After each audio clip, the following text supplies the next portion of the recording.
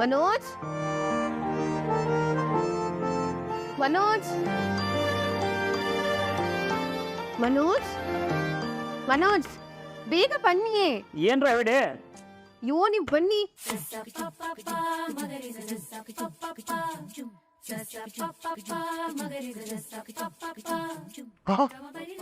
ಏ ಮೀನಾ, ಗಂಡ ಕೆಲ್ಸಕ್ಕೆ ಹೋಗ್ಬೇಕು ಅಂತ ಹೋಟ್ಲಿಂದ ತಿಂಡಿ ತರಿಸ್ಬಿಟ್ಟಿದ್ದೀನಿ. ಎಷ್ಟು ಕಾಳಜಿನೇ ನಿನಗೆ ನನ್ನ ಆರೋಗ್ಯದ ಮೇಲೆ. ಮನೋಜ್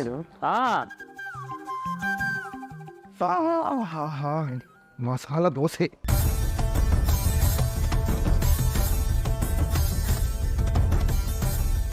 ಏನು ಬಾಗಿಲು ತೆಗಿಯಕ್ಕೆ ಇಷ್ಟೊತ್ತಾ? ಏನ್ರಿ ದೋಸೆ? ಬರೀ ದೋಸೆ ಎಲ್ಲ ಕಡೆ ನೋಡೇ ಇಲ್ಲಿ ಉಪ್ಪೊಳಗಿರೋ ಸಾಂಬಾರ್.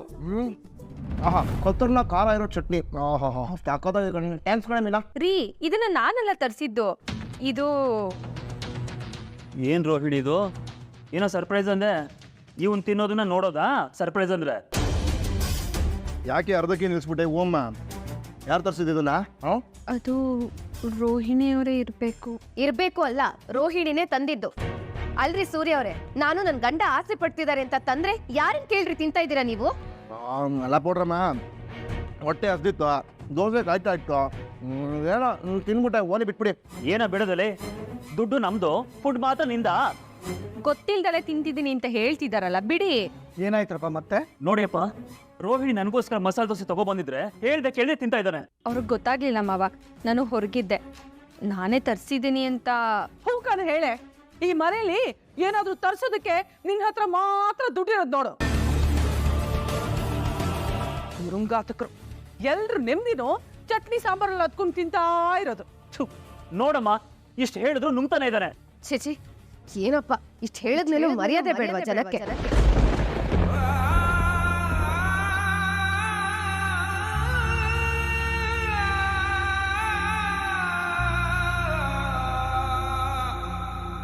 ರೋಹಿಣಿ, ಮಾತು ಸರಿಯಾಗಿರ್ಲಿ. ಮರ್ಯಾದೆ ಕೆಡೋಂತ ಕೆಲಸ ಅವ್ರೇನ್ರಿ ಮಾಡಿದ್ದಾರೆ? ನಾನ್ ತಂದಿರೋದನ್ನ ತಿಂತಾ ಇಲ್ವಾ? ನೀವ್ ಅಷ್ಟೊಂದು ಪರ್ಸನಲ್ ಆಗಿ ತಂದಿದ್ರೆ ರೂಮಿಗೆ ತಗೊಂಡು ಹೋಗ್ಬೇಕಾಗಿತ್ತು. ಡೈನಿಂಗ್ ಟೇಬಲ್ ಮೇಲೆ ಯಾಕೆ ಇಟ್ಟಿದ್ದು? ಒಂದೇ ಒಂದ್ ದೋಸೆ ತಿಂದಿದ್ದಕ್ಕೆ ಆಕಾಶನೇ ಕಳ್ಸಿ ಬಿದ್ದೋ ಹಾಗೆ ಮಾತಾಡ್ತಿದ್ದೀರಲ್ಲ, ನಿಮ್ಗಿದ್ಯಾ ಮರ್ಯಾದೆ? ಹುಚ್ಚ ಬಾಯಿ ಸಾಕು. ಅವಳು ನಾರ್ಮಲ್ ಆಗಿ ಕೇಳಿದ್ರು ಅದನ್ನ ದೊಡ್ಡದ್ ಮಾಡ್ಬೇಡ ನೀನು. ಅತ್ತೆ, ಒಂದ್ ನಿಮಿಷ ಇರಿ ಅತ್ತೆ, ನಾನೇ ಕೇಳ್ತೀನಿ. ಅಲ್ಲ ಮೀನಾ, ಡೈನಿಂಗ್ ಟೇಬಲ್ ಮೇಲೆ ಇಟ್ಟಿದ್ದೆ ನಾನು. ಏನು ಹೇಳ್ದೆ ಕೇಳ್ದೆ ತಿನ್ಬಿಡೋದಾ? ತಿರುಪತಿ ದೇವಸ್ಥಾನ ಇದು ನೋಡಿ, ಮಗು ಕಳೆದೋಗಿದೆ, ಯಾರ್ದ್ರಿ ಇದು ಮಗು ಅಂತ ಅನೌನ್ಸ್ ಮಾಡ್ತಾರಲ್ಲ ಮೈಕಲ್ಲಿ, ಆ ಥರ ಅನೌನ್ಸ್ ಮಾಡ್ಬಿಟ್ಟು ನಾವು ತಿನ್ಬೇಕಾಗಿತ್ತೇನೋ. ನಮ್ಮ ರೋಹಿಣಿ, ಏನಮ್ಮ ಹೀಗೆಲ್ಲ ಮಾತಾಡ್ತಾ ಇದೀಯಾ? ಸರಿಯಲ್ಲಮ್ಮ ಇದು. ಒಂದೊಂದು ಉದ್ದಿನ ಕಾಳು ಮೇಲೂ ಹೆಸರು ಕೆತ್ತಿರ್ತಾನೆ. ದೋಸೆ ಇಟ್ಟು ರುಬ್ಬೋನು ನನ್ನ ಹೆಸರು ಬರೆದಿತ್ತು, ಪೂರ್ಣಿಸ್ಕೊಂಡೆ. ಅಯ್ಯೋ ಆಯ್ತು ಹೋಗ್ರಿ, ನನ್ನ ಹೆಸರು ಹೇಳ್ಕೊಂತೀನಿ.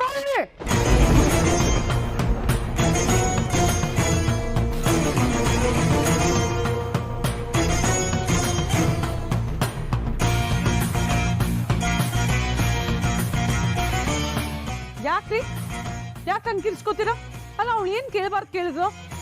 ಹೋಗಲ್ಲ ಕಣೆ, ಮೊದಲು ನೀನು ಹೊಡಿಬೇಕು. ಅಲ್ಲ ನಾನೇನ್ ಮಾಡಿದೆ ಅಂತ ತಪ್ಪು? ಹಿಂದೆ ನಾಲ್ಗೆನ ಅಥವಾ ಚರ್ಮ ಚಪ್ಪಲಿನ? ನಾನೇನು ಮಾಡಿದೆ ಅಂತ ಬೇರೆ ಕೇಳ್ತಿಲ್ಲ. ಬಾಯಿ ಮುಚ್ಕೊಂಡು ನಿಂತ್ಕೊಳೆ.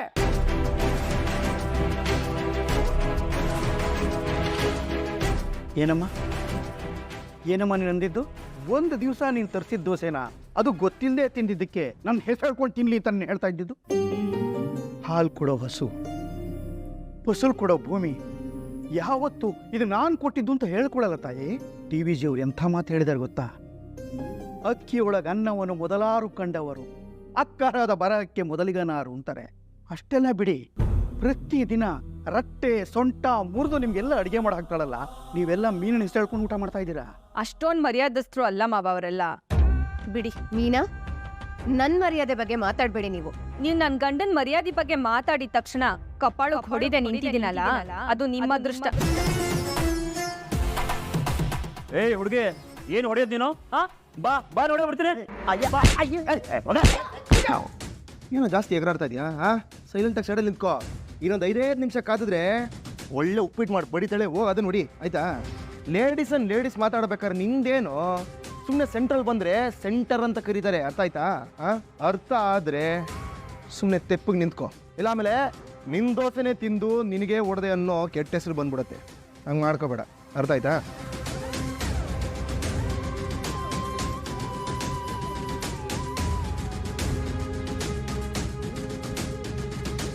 ಲೇ ಮೀನಾ, ಜಾಸ್ತಿ ಮಾತಾಡೋಕೆ ಹೋಗ್ಬೇಡ್ವೆ. ಬೇಗ ಅಪ್ಪನಿಗೆ ತಿಂಡಿ ಕೊಡು, ಮಾತ್ರನೂ ಕೊಡು. ನಾನು ಹೋಗಿ ಬರ್ತೀನಿ, ಕೆಲಸ ಇದೆ. ಬರ್ತೀನಪ್ಪ.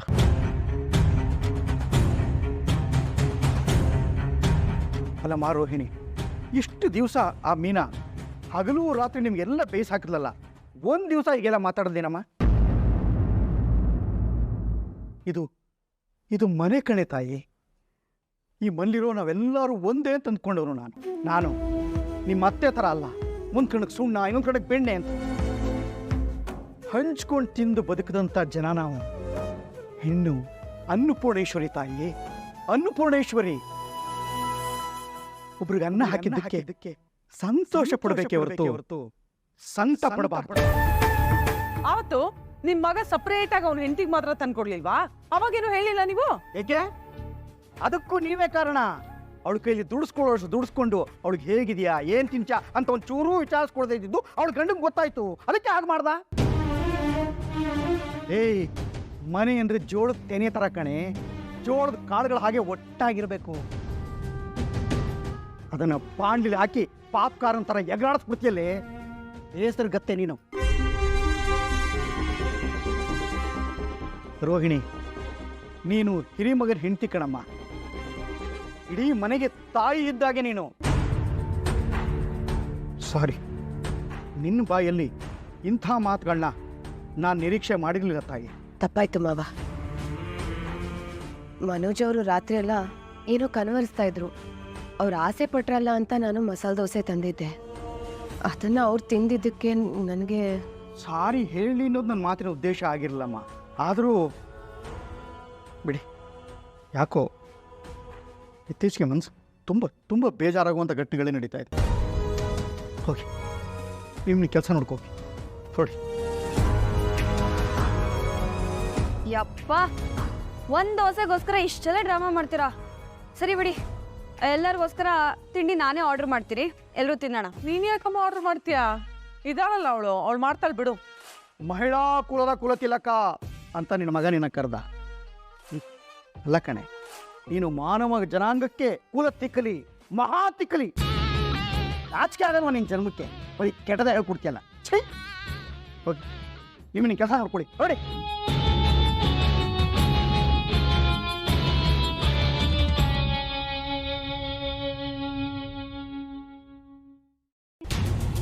ಆಹಾ ಅದೇನು ಹೆಣ್ಣು ಅಂತ ಉಟ್ಬಿಟ್ಟಿಗೆ ನೀನು. ಭಾರತೀಯ ನಾರಿ, ಇದೇನ ಸಭ್ಯತೆ, ಇದೇನ ಸಂಸ್ಕೃತಿ ಅನ್ನೋ ಹಾಡನ್ನ ನೀನು ಹುಟ್ಟಿದ್ದಾಗೆ ಬರ್ದಿರೋ ಆಗಿದೆ ಕಣೆ. ಏ ಹಾಳಾದವಳೆ, ಮನೇಲಿ ಜಗಳ ಹಾಕೋದನ್ನ ಆಗ್ಬೇಕಾರೆ ಅದನ್ನ ತಡಿಯೇ. ಅದನ್ನ ಬಿಟ್ಟು ಅದಕ್ಕೆ ಇನ್ನಷ್ಟು ಉಪ್ಪು ಹೆಚ್ಚೋದು, ತುಪ್ಪ ಹಾಕೋದು ಮಾಡಬೇಡ ಕಣೆ. ಹೋಗಿ ಕೆಲಸ ನೋಡೆ. ಅರಿಷ್ಟ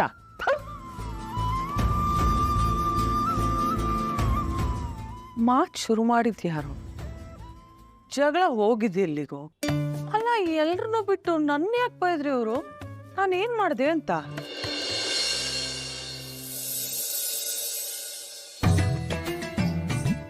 ಓಹೋ, ಇಷ್ಟೆಲ್ಲ ಆಗಿದೆಯೇನೆ ನಿಮ್ಮ ಮನೇಲಿ? ಕಡೆ ಎಲ್ಲೋ ಕೇಳಿದ್ದೆ, ನಮ್ಮ ದೇಶದಲ್ಲಿ 300 ತರ ರಾಮಾಯಣ ಪುಸ್ತಕಗಳಿದೆ ಅಂತೆ. ಆದ್ರೆ ಏನ್ ಕರ್ಮ ಗೊತ್ತಾ? ಆ 300 ತರ ರಾಮಾಯಣನು ನಮ್ಮನೇಲೇ ನಡೆಯುತ್ತೆ. ಓದ್ಬಿಡ್ತೀನಿ. ಯಾಕೆ ನಗೋದು? ನಿನ್ ಪರಿಸ್ಥಿತಿ ನೆನೆಸ್ಕೊಂಡು ಕಣೆ. ನಾನು ನಿನಗೆ ಮೊದಲೇ ಹೇಳಿದ್ದೆ, ನಿಮ್ಮ ಮನೆಗೆ 3 ಜನ ಸೊಸೆಯರು ಬಂದ್ಮೇಲೆ ನಿನ್ ಪಾಡು ನಾಯಿ ಪಾಡಾಗುತ್ತೆ ಅಂತ. ನಾಯಿಗಳ ಪಾಡು ಎಷ್ಟೋ ಬೆಟ್ರು ಕಸ್ತೀರಿ ನನಗಿಂತ. ಈ ಸೂರ್ಯ ಮೀನಾ ಕೈಲಿ ಸಿಕ್ಕಾಕೊಂಡು ಸೀಳ್ ನಾಯಿ, ಹುಚ್ಚ ನಾಯಿ ಪಾಡಾಗೋಗಿದೆ ನನ್ನ ಜೀವನ. ಯಾಕೆ ಯಾವಾಗ್ಲೂ ಅವ್ರಿಬ್ರನ್ನೇ ಅಂತಿರ್ತೀಯ? ನಿನ್ ಮೊದಲನೇ ಮಗ ತಪ್ಪು ಮಾಡಿಲ್ವಾ? ಸುಳ್ಳು ಹೇಳಿಲ್ವಾ? ಯಾವಳೆ ಇವಳು? ಸುಳ್ಳು ತಪ್ಪು ಮಾಡೋದು ಬೇರೆ ಕಡೆ, ಕಿರಿಕ್ ಮಾಡೋದು ಬೇರೆ, ಗೊತ್ತಾ? ಕೂತ್ರೆ ಮೈಮು, ನಿಂತ್ರೆ ಕ್ರೈಮು ಅನ್ನೋ ತರ ಅವ್ರಿಬ್ರು ಸೇರ್ಕೊಂಡು ಎಲ್ಲೋದ್ರು ಖ್ಯಾತ ತೆಗಿತಾರೆ. ಈ ಕಾರಣಕ್ಕೆ ಚಿಕ್ಕ ವಯಸ್ಸಿಂದ ನನಗೆ ಅವ್ನ್ ಕಂಡ್ರೆ ಆಗಲ್ಲ. ಅಯ್ಯ, ಹೆತ್ತ ತಾಯಿ ಅಂತನೂ ನೋಡಲ್ಲ ಅವನು. ಕೋಳಾಡ್ಸ್ಬಿಡ್ತಾನೆ. ನೋಡಿ ಕಸ್ತೂರಿ, ಏನು ಮಾಡ್ತೀಯ ಹೇಗೆ ಮಾಡ್ತೀಯ ಅಂತ ನನಗೆ ಬೇಕಾಗಿಲ್ಲ. ಮೊದಲು ಅವರಿಬ್ಬರನ್ನು ಮನೆಯಿಂದ ಆಚೆ ಕಳ್ಸೋಕೊಂದು ಒಳ್ಳೆ ಐಡಿಯಾ ಕೊಡು. ಅದಕ್ಕೆನಾ ಮನೇಲಿದ್ದ ನನ್ನನ್ನ ಇಷ್ಟು ಆತುರವಾಗಿ ಕರೆಸ್ಕೊಂಡಿದ್ದು. ಹ್ಞೂ ಕಣೆ, ಅದೇನು ಗೊತ್ತಾ ಕಸ್ತೂರಿ, ಇಂಥ ಮನೆ ಹಾಳ ಐಡಿಯಾ ಎಲ್ಲ ನಿನ್ನ ಬಿಟ್ರೆ ನನ್ಗೆ ಯಾರು ಕೊಡ್ತಾರೆ ಹೇಳು? ಅಯ್ಯೋ ಕೋಪ ಮಾಡ್ಕೋಬೇಡ ಕಣೆ, ಇರೋದನ್ನ ತಾನೇ ಹೇಳಿದ್ದು. ಹೋಗ್ಲಿ ಬಿಡು, ನೀನು ಹೇಳು, ಬೇಗ ಹೇಳು. ಇಡ್ಲಿ, ದೋಸೆ, ಉತ್ತಪ್ಪ, ಉಪ್ಪಿಟ್ಟು. ಐಡಿಯಾ ಹೇಳು ಅಂದ್ರೆ ಹೋಟೆಲ್ ಮೆನ್ಯೂ ಹೇಳ್ತಿದ್ಯಲ್ಲ ನೀನು. ಹಾಗಲ್ಲ ಕಣೆ, ಇದನ್ನೆಲ್ಲ ಮಾಡ್ಕೊಂಡು ಟಿವಿ ಮುಂದೆ ಕುತ್ಕೊಂಡು ತಿನ್ಬೇಕು ಅನ್ಕೊಂಡಿರೋ ನನ್ನನ್ನ ಇಲ್ಲಿ ಕರ್ಕೊಂಡು ಬಂದ್ಬಿಟ್ಟಿಯಲ್ಲ, ನನ್ಗೆ ಹಸುವಾಗ್ತಿದೆ. ಕಸ್ತೂರಿ, ನೀನ್ ನನಗೊಂದು ಒಳ್ಳೆ ಐಡಿಯಾ ಹೇಳಿದ್ರೆ ನಾನ್ ನಿನಗೆ ಒಳ್ಳೆ ಪ್ಲೇನ್ ದೋಸೆ ಕೊಡಿಸ್ತೀನಿ ಕಣೆ.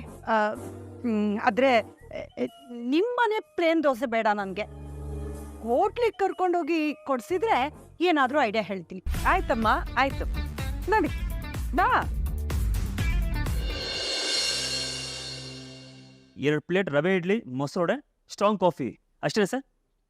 Okay sir. ಹೇ ಅಮ್ಮ, ಅಯ್ಯಯ್ಯೋ, ಇವತ್ತೇನಾದ್ರೂ ಅಮ್ಮನ ಕೈಲಿ ಸಿಕ್ಕಾಕೊಂಡ್ಬಿಟ್ರೆ ಮುಗೀತು ನನ್ನ ಕತೆ ಗೋತ. ಮುದ್ದೆ ಎಸ್ಕೇಪ್ ಹೋಗ್ಬೇಡ.